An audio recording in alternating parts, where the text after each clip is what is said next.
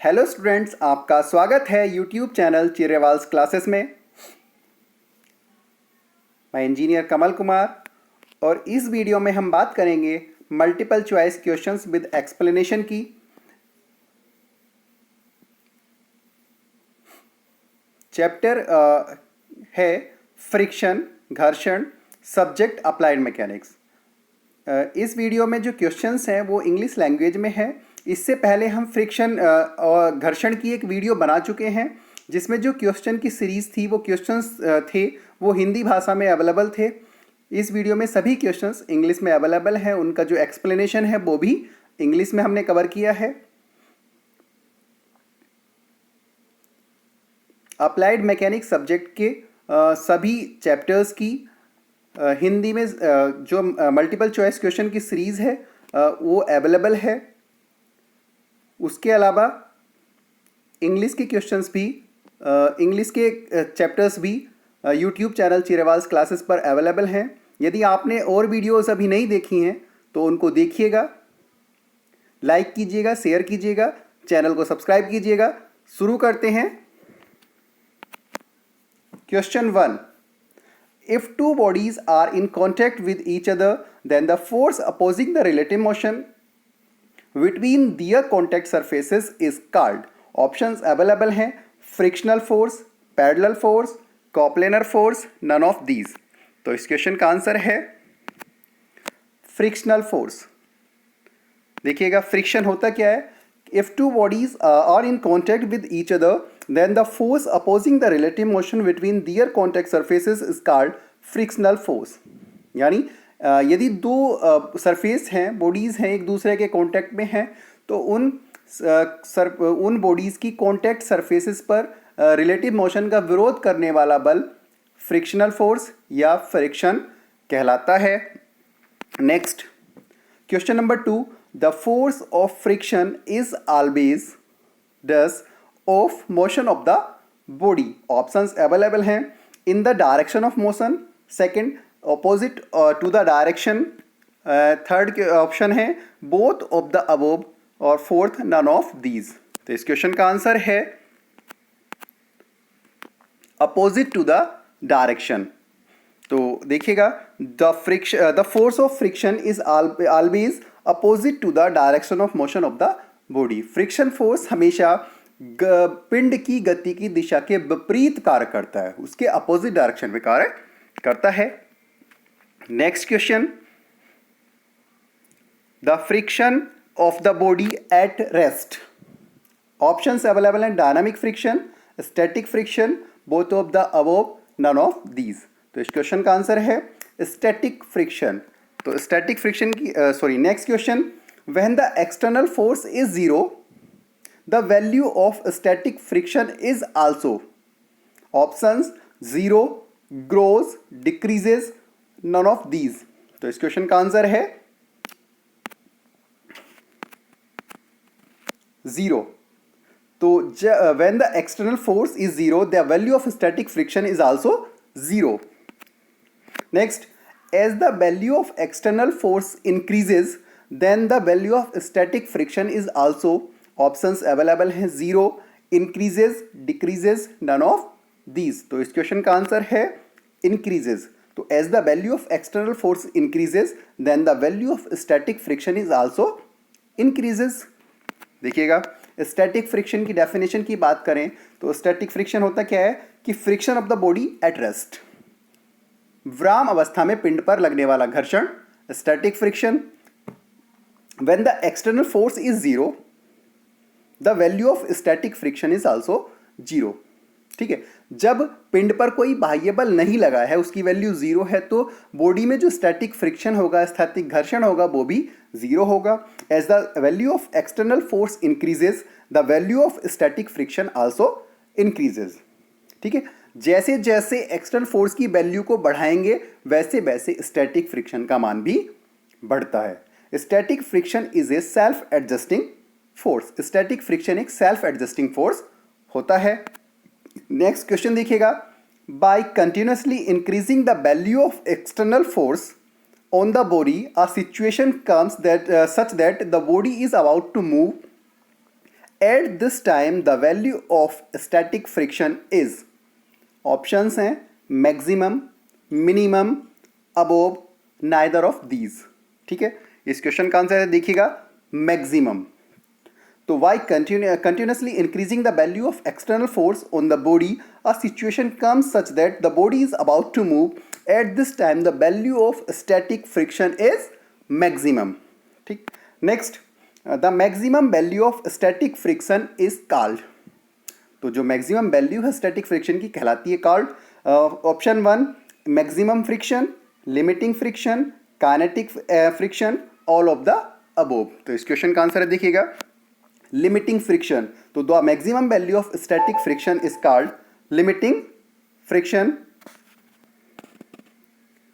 Next question है by continuously increasing the value of external force on the body, a situation comes such that the body is about to move. At this time, the value of static friction is maximum, which is called. Options हैं maximum friction, limiting friction, kinetic friction, all of the above. तो इस question का answer है देखिएगा, just 1 second. इस question का answer है limiting friction. तो Y continuously increasing the value of external force on the body a situation comes such that the body is about to move at this time the value of static friction is maximum, which is called limiting friction. Okay, तो देखिएगा जब कोई body है और उसके ऊपर हम external force को इंक्रीज करते चले जा रहे हैं, increasing the external value on the body continuously, एक ऐसी कंडीशन आ जाती है कि बॉडी मूव करने ही वाली होती है, चलने ही वाली होती है, about to move. At this time the value of static friction, उस समय जो स्टैटिक फ्रिक्शन की वैल्यू होती है वो मैक्सिमम होती है, और उस वैल्यू को हम क्या बोलते हैं, लिमिटिंग फ्रिक्शन कहते हैं। Okay, next question, friction in the state of motion is of the body is, options available हैं kinetic friction, static friction, both of the above, या नन ऑफ दीज। तो इस क्वेश्चन का आंसर देखिएगा kinetic friction. तो kinetic friction की अगर definition की बात करें तो क्या होता है, kinetic friction the friction in the state of motion of the body is called kinetic friction, यानी पिंड की गति की अवस्था में, गतिशील अवस्था में लगने वाला फ्रिक्शन काइनेटिक फ्रिक्शन कहलाता है। Okay, next question, the value of kinetic friction from static friction is, options हैं less, more, above, neither of these. तो इस क्वेश्चन का आंसर है देखिएगा लेस। तो the value of kinetic friction is less than the value of static friction, यानी किसी body पर लगने वाले काइनेटिक फ्रिक्शन की जो वैल्यू होती है वो स्टैटिक फ्रिक्शन से कम होती है। Next, the value of friction force, the value of friction force options हैं does not depend on the surface area, depends on the roughness of the surface, depends on the material of the body, and all of the above. तो इस question का answer है all of the above. तो बात करें हम laws of friction की, तो लॉज ऑफ फ्रिक्शन में देखो, number 1 the value of the friction force is proportional to the normal reaction. तो जो घर्षण बल होता है उसकी जो वैल्यू होती है वो डायरेक्टली प्रोपोर्शनल होती है किसके, नॉर्मल रिएक्शन की, अभिलंब प्रतिक्रिया के। Next, the direction of the friction force is opposite to the direction of motion. तो फ्रिक्शन फोर्स की जो डायरेक्शन होती है वो अपोजिट होती है डायरेक्शन ऑफ द मोशन के। Okay, next, the friction force does not depend on the surface area. Friction force surface area पर डिपेंड नहीं करता। The friction force depends on the roughness of the surface. Friction force surface की roughness पर निर्भर करता है। The friction force is also depends on the material. Friction force पिंड के बॉडी के मटेरियल पर भी निर्भर करता है। ठीक, नेक्स्ट क्वेश्चन देखिएगा, the ratio of friction force and normal reaction force is called. Options available है elasticity coefficient, coefficient of friction, shear coefficient, all of the above. तो इस क्वेश्चन का आंसर है कोफिशिएंट ऑफ फ्रिक्शन। तो coefficient of friction की अगर definition की बात करें तो क्या होगी कि the ratio of friction force and normal reaction force is called coefficient of friction. ठीक है, घर्षण बल तथा अभिलंब प्रतिक्रिया बल के अनुपात को कॉफिशिएंट ऑफ फ्रिक्शन कहते हैं। The coefficient of friction is the dimensionless quantity, एक डायमेंशन लेस क्वांटिटी है, बीमाहीन राशि है, और it is represented by mu. इसको हम म्यू से रिप्रेजेंट करते हैं। Mu is equal to F upon R. Generally हम बोलते हैं वह F frictional force and R normal reaction. Okay, next question, coefficient of friction is a quality. Okay, options available हैं, vector quantity, scalar quantity, dimension less quantity, none of these. तो इस question का answer है dimensionless. तो coefficient of friction is a dimensionless quantity. Okay, next, the angle between the resultant of reaction of friction force and the normal reaction to the normal reaction. Okay, options हैं acute angle, right angle, angle of friction, angle of repose. इस question का answer देखिएगा angle of friction. तो angle of friction की अगर definition की बात करें तो the angle between the resultant, किस किस का रिजल्टेंट है, ऑफ फ्रिक्शन फोर्स और नॉर्मल रिएक्शन के रिजल्टेंट का नॉर्मल रिएक्शन से जो एंगल होता है उसको हम एंगल ऑफ फ्रिक्शन बोलते हैं। Next, value of static friction coefficient.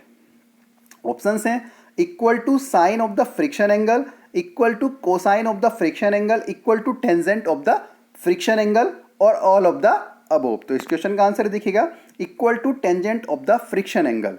तो फ्रिक्शन एंगल क्या होता है कि the resultant force of the friction force and the normal reaction force, the angle it makes with the normal reaction. Okay, the value of the static friction coefficient is equal to the tangent of the friction angle.